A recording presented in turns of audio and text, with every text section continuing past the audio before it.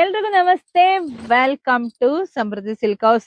Mango border ಇರ್ತಕ್ಕಂತ semi Mysore silk crepe bumper offer, December bumper offer.